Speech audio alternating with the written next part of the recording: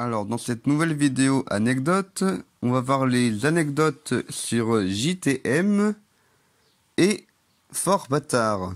Alors, tout d'abord, JTM. Alors, JTM, c'est pour Journal Télévisé Merdique. Du coup, c'est une parodie de JT, tout simplement. Du coup, forcément, période oblige. Je fais quelques petites références au Covid et tout, là. Genre avec ce qui circule là sur la barre sur la barre horizontale en bas. Et puis là, je savais pas trop quoi faire, alors du coup je me suis dit tiens, pourquoi pas un reportage sur les pâquerettes. Et du coup j'ai filmé des pâquerettes qu'il y avait dans le jardin chez moi. Et là j'ai inventé un agriculteur, donc Jean-Gérard Mentor, donc pour le jeu de mots Gérard Mentor et un prénom composé avec Jean. Et puis en fait, quand j'improvisais là, je m'étais un peu perdu, ce qui fait que la vache,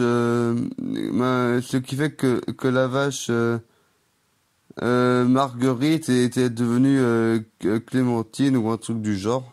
Alors sinon, j'ai aussi créé du coup le personnage de Josh Brolin. Donc c'est une parodie par rapport au nom de Josh Brolin, qui est l'acteur de Thanos dans les films Marvel. Et puis là, j'ai voulu, et en fait, là, je m'étais dit que ce serait marrant, genre, s'il y avait quelqu'un qui était spécialisé pour tester les ouvertures faciles, et que, vu qu'il y a des ouvertures faciles partout, ça voudrait dire qu'il est hyper riche. Alors, du coup, là, j'ai ressorti le manteau de fourrure, là, et puis, j'ai parlé en anglais aussi, totalement en anglais. Puis après, j'ai sous-titré, puis après, j'ai doublé en français par-dessus pour faire un peu comme dans les journaux télé quand un Américain ou autre est interviewé. D'ailleurs, on voit bien ici que la page Excel, elle est en français en vrai quand on voit en haut. Et en fait, là, j'avais écrit des trucs du genre, par exemple, pas pour le calendrier d'avant en Lego, c'est que c'est intuitif et facile, un enfant peut facilement l'ouvrir. Par contre, les pâtes Panzani, le plastique se déchire trop. Et ouais, enfin voilà, j'ai écrit pour différentes marques. J'ai noté les ouvertures faciles. C'était amusant à faire. Et là, vu que là, c'est une parodie de trucs qui passent à la télé, alors je me suis dit bon ça peut être marrant aussi de faire une petite pub parce que comme ça permet de diversifier un peu et de faire ce que je veux. Alors en fait là, j'ai voulu faire une pub là pour des trucs pour chiens. Mais sans pour autant filmer un chien, parce qu'en vrai c'est compliqué de faire en sorte qu'un chien fasse exactement ce qu'on veut. Et du coup là, avec le manteau de fourrure et d'autres trucs qui traînaient, j'ai pu faire un costume qu'on voit ici d'ailleurs. Où là, j'ai pris le manteau de fourrure, puis j'ai cherché d'autres trucs qui étaient à peu près marron, genre des gants à peu près marron, un pantalon brun à peu près, t-shirt marron. Là, les chaussettes que j'avais trouvées, dommage, elles étaient noires, mais j'aurais dû prendre en marron aussi. Et j'ai aussi attaché un rouleau de sopalin pour faire le museau. Et en fait, là, quand j'imitais le chien là qui voulait pas qu'on lui mette le masque, en fait, là, c'était un peu pour parodier un chien qu'on avait à l'époque qui s'appelait Oslo et qui n'aimait pas quand on lui donnait le médicament. Parce que là, il avait des problèmes d'épilepsie à l'époque. Et en fait, là, il lui fallait des médicaments pour que ça aille mieux. Et la plupart du temps, il voulait pas, il lui reculait la tête. Et du coup, pour ici, là, en fait, le masque et la seringue Plaido, là, je l'ai pris en photo sur fond vert. Et puis là, j'ai aussi mis, enfin, après, ça passe vite, un peu pour l'humour, genre, là, pour le vaccin, c'est 25 € la dose. Et les masques, c'est 6,50 €, c'est 6,50 € le masque. Et d'ailleurs, je viens de remarquer qu'en fait, ça avait écrit 6 francs 50. Du coup, ça veut dire 1 € quoi, le masque. C'est mieux que la dose de vaccin. Et du coup, il y a Emmanuel Loki, là, j'ai voulu le faire apparaître en mode, il passe devant le fond vert. À ce point, parce que c'est là que je me filmais, en fin de compte, là, pour à chaque fois qu'on voit un journaliste du JT. Et là, j'ai aussi créé un personnage qui rend tout son entourage dépressif. Pour faire un peu comme si c'était un humain SCP en fait, pour que Pour que l'agent 42 par la suite arrive et le récupère pour là pour l'amener avec les autres SCP. Étant donné que là j'ai voulu faire en sorte que grâce aux lunettes en fin de compte, ou alors par rapport à sa création, là que l'agent 42 là de la fondation SCP soit immunisé automatiquement contre toutes les anomalies comme ce personnage là qui rend tout le monde déprimé. Du coup bien sûr neurolaser pour faire effacer la mémoire à tout le monde. Alors maintenant Fort Bâtard, évidemment c'est une parodie de Fort Boyard.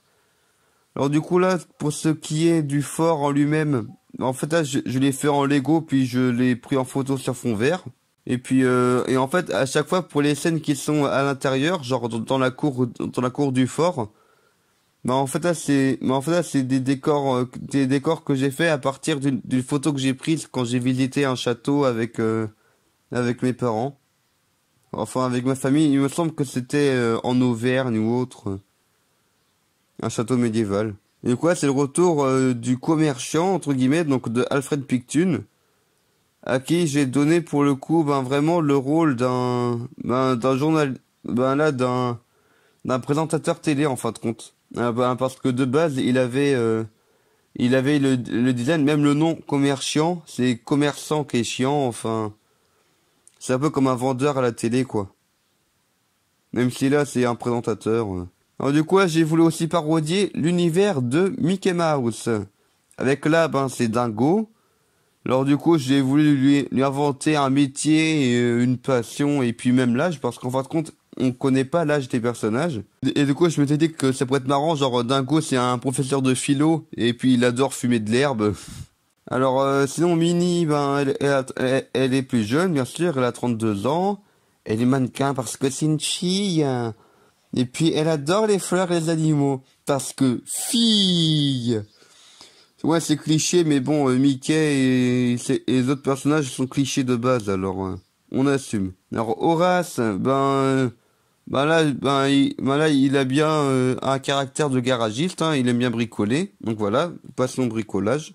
Igabiva, là, en fait, là, il est censé être genre un extraterrestre du futur ou un truc du genre. Alors je dis bon hop, dans le futur on vit plus longtemps, alors 149 ans. C'est un scientifique et puis il aime bien sortir des objets de sa poche. En tout cas, c'est un peu le concept d'Igabiva là qui sort n'importe quoi de son pagne là. Un Mickey bien sûr, même âge que Minnie, 32 ans. Et il est chômeur, alors que bon, c'est mieux de l'imaginer en détective privé. Mais en vrai, à chaque fois, c'est juste quand le commissaire a besoin de Mickey, il l'appelle. Et puis Mickey, il arrive. En fait, Mickey, c'est un chômeur qui aime bien les aventures. Et quand Minnie, elle est allée chercher la première clé là, j'ai voulu faire en sorte qu'elle entre dans une pièce où on voit pas du tout ce qui se passe dedans. Comme ça, je crie et tout, comme si je me faisais agresser. Et puis en fait, là, j'ai aussi inventé genre les chauves-souris pangolins. Donc bien sûr, avec ce petit mélange-là, on devine bien la suite. Hein. Minnie est contaminée par le Covid. Enfin, une version Covid qui donnera ce que ça donnera. Hein. Alors là, pour trouver une autre clé, là j'ai sorti un Monsieur Patate, là, que Horace il complète. Tout ça pour ouvrir juste l'arrière pour prendre une autre clé. Alors là, pour le Père Fougas, parodie du Père Fouras, là j'ai, du coup je me suis filmé avec, avec un peu un costume de Père Noël, mais avec un gros nez, là, et un crâne chauve. Et je trouve que je fais très bien la voix. Ah, l'énigme! Faut parler comme un gros fumeur. Et du coup là, il y a l'énigme. Quand on expulse un geyser, dans le corps on m'insère. Et si je suis trop élevé, dans le lit il faut rester. Au départ, les enfants pour m'utiliser doivent être accompagnés. En fait, la réponse c'est un thermomètre. Et Dingo, 10 minutes plus tard, il n'a toujours pas trouvé. Comme quoi, il est pas très fut-fut le gars. Alors, j'ai aussi fait une petite pub là pour j'aurais un peu un message du gouvernement. Là, par rapport, là, pour dire que l'orthographe et la grammaire sont très importants et ça peut sauver des vies. Parce que souvent, les gens sont en mode, ouais, c'est pas grave, virgule, l'accent, c'est bon, là. Et du coup, là, par rapport à l'histoire des chauves-souris pangolins, J'ai voulu que tous les copains, que Mickey et tous ses copains, sauf Dingo bien sûr, se contaminent de manière plus ou moins absurde, là, simplement parce qu'ils ne se respectent pas du tout et du coup à la fin ils ont tous le Covid quoi. Et là pour les maîtres du temps, j'avais pas de, j'ai toujours pas d'ailleurs, de masque de tigre. Alors du coup j'ai pris un masque d'œil d'extraterrestre pour faire le jeu des puissance 4. Parce que c'est simple, parce que un jeu de puissance 4, on peut même trouver ça dans les activités au château, même si c'est plus en bois qu'en plastique. Alors là, par rapport aux clés, je m'étais bien amusé en fait, parce que là, je me suis demandé, il existe quoi comme clé?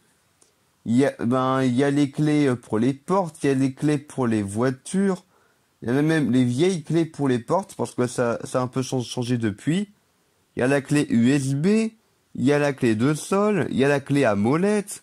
Enfin, il y a pas mal de clés. Et du coup, je me suis amusé à chaque fois.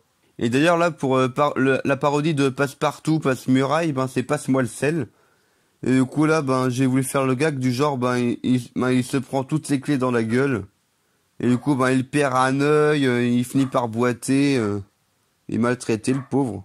Et là, pour faire toutes les pièces d'or qui tombent, j'ai filmé les pièces d'or que j'avais à l'époque, étant donné qu'aujourd'hui j'en ai plus encore. Et du coup là, pour le résultat de la contamination au Covid, là, c'était que tous les personnages deviennent des vampires, ce qui oblige le père Fougas, qui était en fait le Père Noël, à fuir sur sa fusée. Et du coup là, c'est la fusée entre guillemets, donc le traîneau du futur du Père Noël et les deux parties là de la tour de la tour du Fort Bâtard.